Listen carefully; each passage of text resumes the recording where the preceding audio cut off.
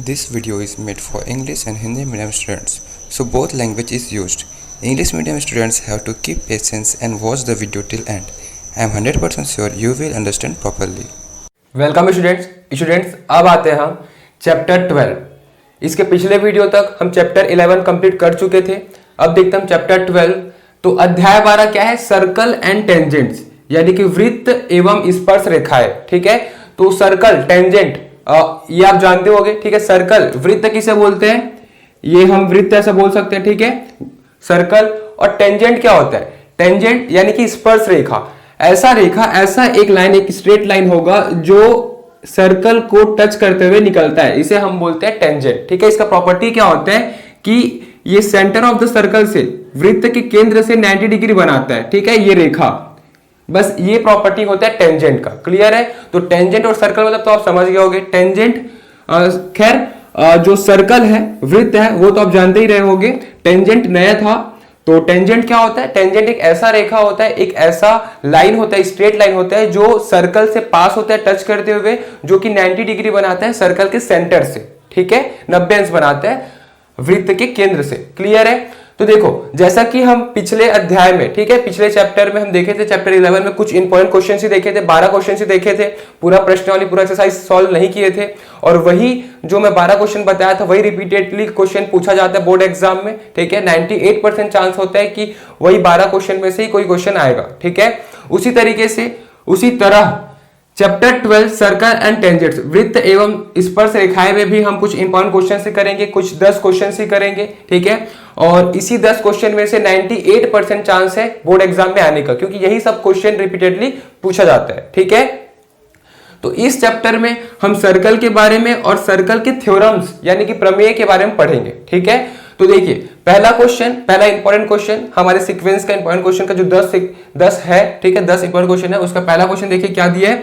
English medium, Hindi medium दोनों के लिए वीडियो है, तो दोनों इस वीडियो को देखिएगा। इंग्लिश मीडियम, हिंदी मीडियम, यहाँ पे कोई बैरियर नहीं है, कोई बाधा नहीं है। देखिए पहला क्वेश्चन क्या दिया है? सिद्ध करे कि किसी वृत्त के केंद्र से जीवा पर डाला गया लंब जीवा को समद्विभाजित करता है। और इसी क्वेश्चन को मैं अगर इंग्लिश में बोलूं, देखिए इंग्लिश मीडियम वाले के लिए सॉरी इसलिए अगर ये क्वेश्चन है हिंदी में जो लिखा हूं वो हिंदी में अंग्रेजी में, जो इंग्लिश में एज इट इज ना हो। एक्चुअली मैं इसको ट्रांसलेट किया, मेरे पास हिंदी मीडियम का बुक है, तो इंग्लिश मीडियम का बुक नहीं, इसलिए मैं एज इट इज क्वेश्चन नहीं लिख पाया हूँ जो आपका क्वेश्चन दिया होगा बुक में। लेकिन हाँ, इसका जो सेंटेंस है भले थोड़ा आगे पीछे होगा, लेकिन इसका मीनिंग सेम है। ठीक है, तो इस क्वेश्चन को आप समझकर आप मिला लीजिएगा अपने इंग्लिश मीडियम के बुक पे। ठीक है, देखिए क्या दिया? Prove that a perpendicular drawn from the centre of a circle to the chord bisect the chord. सबसे पहले तो हम समझते हैं कॉर्ड मतलब क्या होता है। कॉर्ड यानी कि जीवा, है ना? तो जीवा और कॉर्ड ये होता क्या है? तो देखिए, कोई भी अगर सर्कल है, ठीक है, वो सर्कल का सेंटर है, केंद्र है। ठीक है, तो अगर एक साइड से दूसरे साइड को अगर टच करे सर्कल का एक स्ट्रेट लाइन, ठीक है, सेंटर को पास होते हुए, ठीक है, सर्कल को टच करते हुए, तो इसे तो हम डायमीटर कहते हैं। ठीक है, डायमीटर, है ना?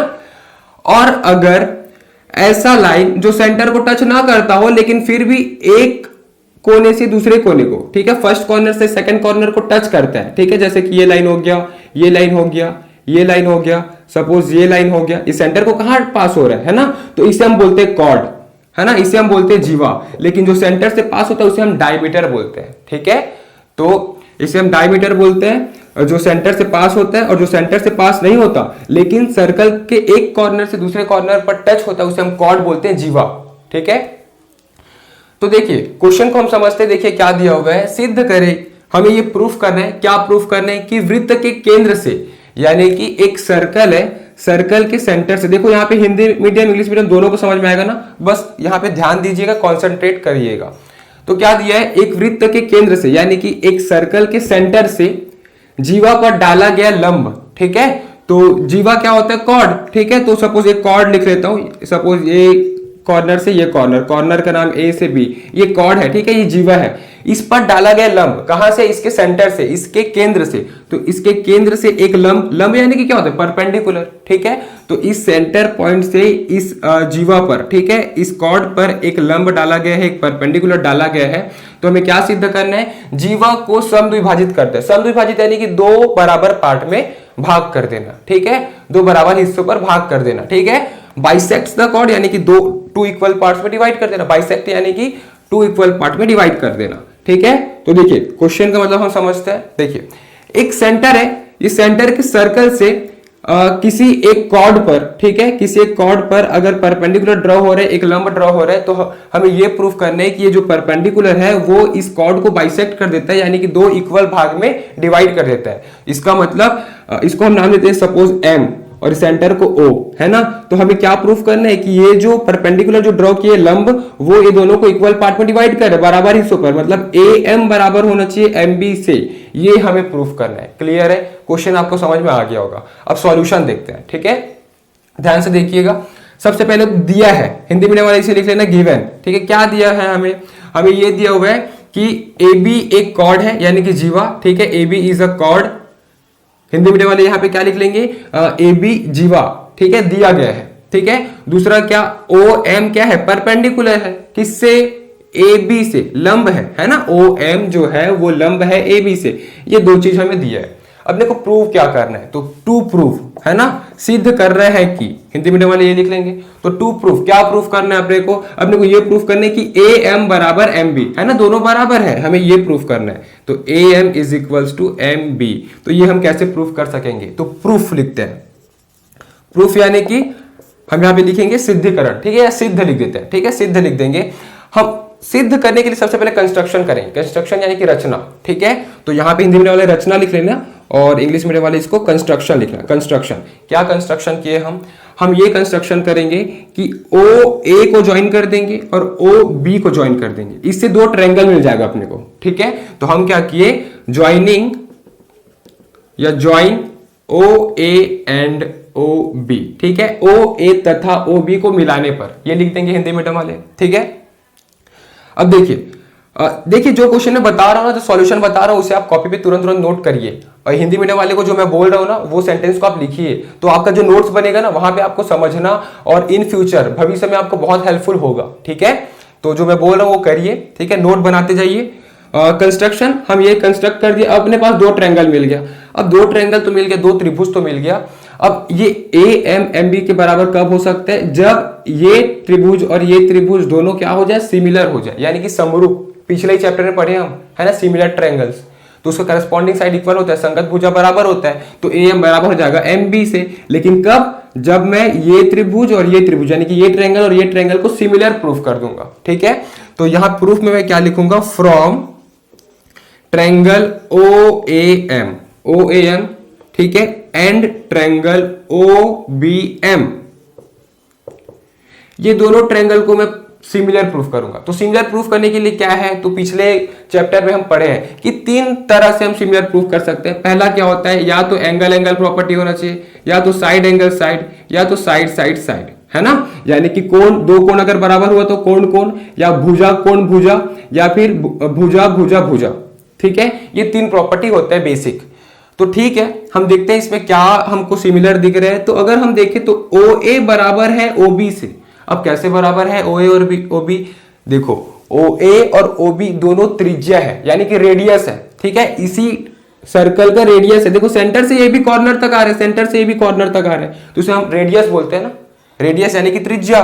तो हम यहाँ पे पहला क्या लिखेंगे, O A is equals to O B, reason क्या लिखेंगे, radii of circle, radius of circle, है ना। हिंदी मीडियम वाले क्या लिखेंगे इसको, वृत्त का त्रिज्या, ठीक है। ये दोनों तो इक्वल हो गया। अब एक साइड इक्वल हो गया, तो एक साइड, तो दोनों में से कोई सा प्रॉपर्टी तो आएगा, एक साइड तो आ गया, और कुछ आ रहा है क्या, तो एक एंगल आएगा। क्या एंगल आएगा, देखो ओ एम ए 90 डिग्री बन रहा है, परपेंडिकुलर है ना, लंब है, मतलब 90 अंश तो बनेगा ही, और ओ एम बी ये भी 90 अंश, मतलब angle O M A is equals to angle O M B. Reason क्या होगा, 90 डिग्री ईच, प्रत्येक 90 अंश, ये लिख देंगे हिंदी मीडियम वाले रीजन में, ठीक है।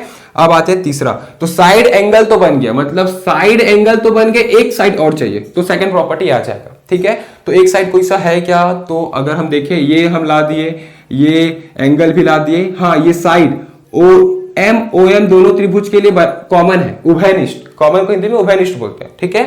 तो जो ओ एम है ना वो कॉमन दिख रहा है, दोनों के लिए वही है, ठीक है, तो हम क्या लिखेंगे, O M is equals to O M, क्या लिखेंगे यहाँ पे हम, कॉमन साइड, हिंदी मीडियम वाले इसको क्या लिखेंगे, उभयनिष्ठ भुजा। ठीक है, अब हमको प्रॉपर्टी दिख गया, कौन सा, by side angle side property. ठीक है, हम क्या लिखेंगे, साइड एंगल साइड को हम क्या लिखेंगे, भुजा कोण भुजा प्रॉपर्टी से। ठीक है, by side angle side property हम ये लिख सकते हैं, क्या लिख सकते हैं कि इसका जो संगत भुजा है वो बराबर होगा। ठीक है, यानी कि करस्पॉन्डिंग साइड्स बराबर होगा। तो करस्पॉन्डिंग साइड अगर हम देखें तो एम का करस्पॉन्डिंग क्या है, इसमें एम भी है, तो हम यहाँ पे क्या लिखेंगे, A M is equals to M B, और यही तो हमें प्रूफ करना था। By side angle side property हम ये लिख देंगे बाई सीपीसीटी। सीपीसीटी मतलब क्या होता है, corresponding part of congruent triangle. इसको हिंदी में क्या लिखेंगे, देखिए CPCT corresponding part of congruent triangle, इसको हिंदी मीडियम में क्या लिखेंगे कि समरूप त्रिभुज का संगत भुजाएं बराबर होती है ना, तो हम क्या लिखेंगे, समरूप त्रिभुज की संगत भुजाएं। ठीक है, फिर हम ये लिख देंगे, इसका क्या होगा, रीजन हो जाएगा, ये रीजन हो जाएगा। ठीक है, एक्चुअली में इसका रीजन होगा, तो ये आ गया, अपने को यही तो प्रूफ करना था कि A M is equals to M B. Clear है, तो आई होप सो कि ये जो वीडियो है वो हिंदी मीडियम इंग्लिश मीडियम दोनों को समझ में आया होगा। तो जितना ज्यादा हो सके ना क्लास 10th वालों के साथ शेयर करिएगा, इंग्लिश मीडियम हिंदी मीडियम दोनों के साथ। इस चैनल पर मैं आपको क्लास 10th का पूरा सिलेबस कराऊंगा और इस तरह से पढ़ाऊंगा कि आपको कोई ट्यूशन कोई कोचिंग जाने की जरूरत नहीं पड़ेगी। तो चैनल को सब्सक्राइब करिएगा और जितना ज्यादा हो सके शेयर करिएगा। Thank you. इस चैप्टर के नोट्स के लिए नीचे दिए गए डिस्क्रिप्शन बॉक्स पर लिंक दिया गया, वहां क्लिक करिए और इस चैप्टर के सभी वीडियोस के लिए ऊपर जो प्लेलिस्ट शो हो रहा है वहां क्लिक करिए और हमारे इस चैनल को सब्सक्राइब करने के लिए हमारे चैनल के लोगो पर क्लिक करके इस चैनल को सब्सक्राइब करिए। Thank you.